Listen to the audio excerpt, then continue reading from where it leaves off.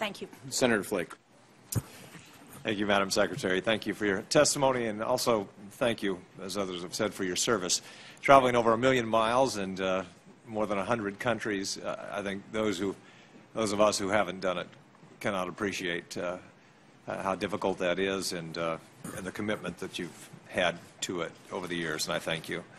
With regard to the appearance of Dr. Rice on the morning shows, you mentioned that you did not select her. Were you consulted in that decision? No. After No, but it would not be in any way unusual for Ambassador Rice to represent the administration on a foreign relations issue.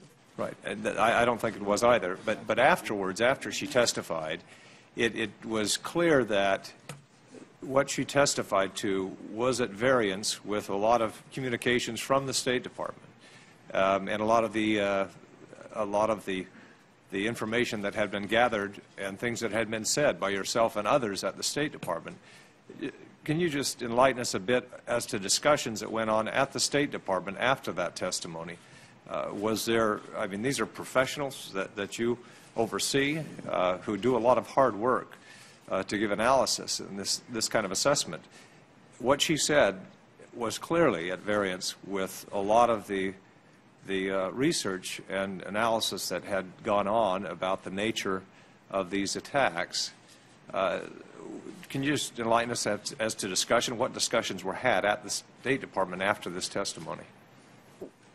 Well, I don't think I cannot speak to any conversation I specifically had because the conversations were ongoing before and after Ambassador Rice's appearance on the Sunday talk shows. And we did not conclude, finally, that there were no protests at all until days after the attack. So maybe it was an abundance of caution. Maybe it was trying to make sure we didn't step on anybody's toes while we were gathering information.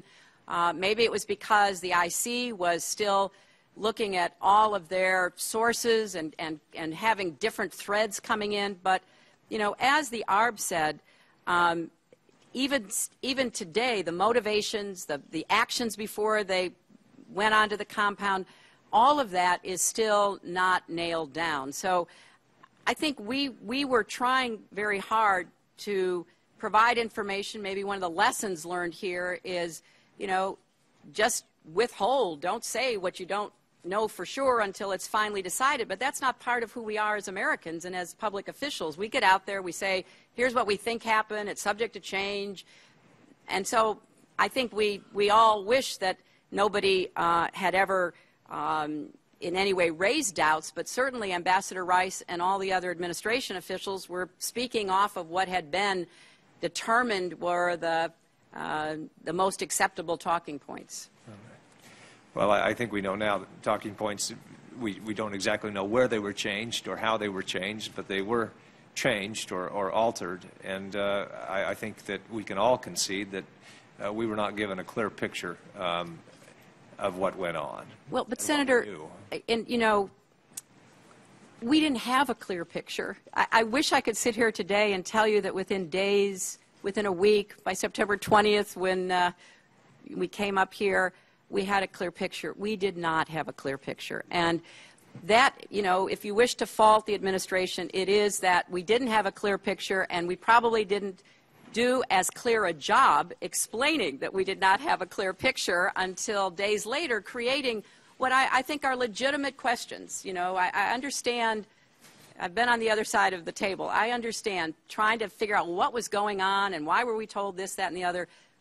But I can only assure you that as the information came to light and as people thought it was reliable, we shared it, but that took some time. Right. Thank you. In the remaining seconds left, you mentioned that many of the recommendations have now been put in place. There are protocols in place to make sure that if security is not adequate, that we move our diplomats and others to places where they're more secure or whatever. But let me just say, there were protocols in place before this. There were tripwires that we tripped, and the actions that were outlined to be taken were not taken.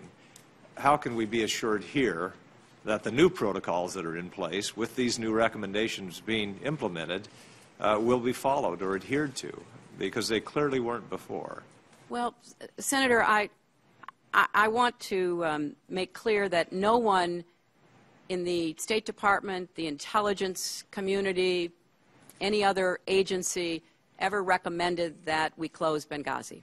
We were clear-eyed about the threats and the dangers as they were developing in eastern Libya and in Benghazi. But there was no decision made and nothing that prompted such a decision. Now, sitting here today, we have probably at least 20 other posts that are under a serious threat environment as I speak to you. We are working with the other agencies in our government, some of whom are co-located with us, others of whom are nearby. We're constantly assessing. And sometimes we get it wrong, but it's rare that we get it wrong. This was one of those terrible, tragic times when, you know, there was an assessment shared by the ambassador, shared by others, that turned out not to take into account the militants attacking that night. So I can tell you there are, as you say, tripwires, but what we're going to try to do is elevate the discussion and the decision-making so that there's not any doubt that everybody's on the same page, that we're not missing information, we're not husbanding resources and thereby making less than optimal decisions. That's what we're going to try to institutionalize going forward.